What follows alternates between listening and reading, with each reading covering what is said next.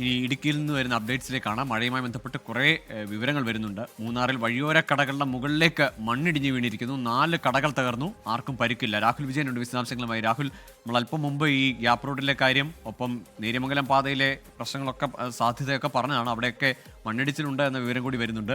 എന്താണ് ഇടുക്കിയിലെ നിലവിലത്തെ ഒരു മഴയുടെ സാഹചര്യം? എത്രത്തോളം ജാഗ്രത പുലർത്തണം? പ്രത്യേകിച്ച് അങ്ങോട്ടൊക്കെ യാത്ര ഈ ഘട്ടത്തിൽ അത്ര സുരക്ഷിതമാണോ?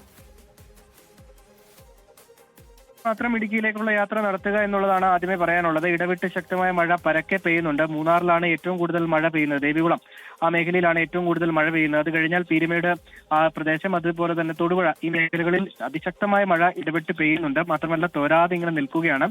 നിലവിൽ ഇപ്പോൾ മൂന്നാർ ടൗണിനോട് ചേർന്ന് കൊച്ചി ധനുഷ്കോടി ദേശീയപാതയിലാണ് ഈ മണ്ണിടിച്ചിലുണ്ടായിരിക്കുന്നത്. 4 വഴിയോര കടകൾ തകർന്നു. അതിന്റെ ദൃശ്യങ്ങളാണ് കാണുന്നത്. ആ കടയ്ക്ക് ഈ മണ്ണിടിച്ചിൽ ഉണ്ടാകുന്ന സമയത്ത് ആ കടയിൽ ആരും ഉണ്ടായിരുന്നില്ല. അതുകൊണ്ട് തന്നെ വൻ അപകടം ഒഴിവായി എന്നുള്ളത് എടുത്തു പറയേണ്ടതാണ്. മണ്ണിടിച്ചിൽ സാധ്യത ഇനിയുള്ളതിനാൽ ആ പ്രദേശത്തുള്ള മറ്റ് ഏതെങ്കിലും കടകൾ പ്രവർത്തിക്കുന്നുണ്ടെങ്കിൽ നേരത്തെ ഈ വഴിയോര കടകളൊക്കെ പൊളിച്ചു മാറ്റണമെന്ന് ഒരു ഉത്തരവുണ്ടായിരുന്നതാണ്.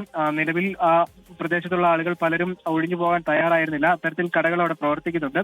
അങ്ങനെയെങ്കിൽ ഇനിയും മണ്ണിടിച്ചിൽ സാധ്യതയുള്ളതിനാൽ അവിടെയുള്ള ആളുകളോട് മാറാനുള്ള നിർദ്ദേശം കൊടുത്തിട്ടുണ്ട്.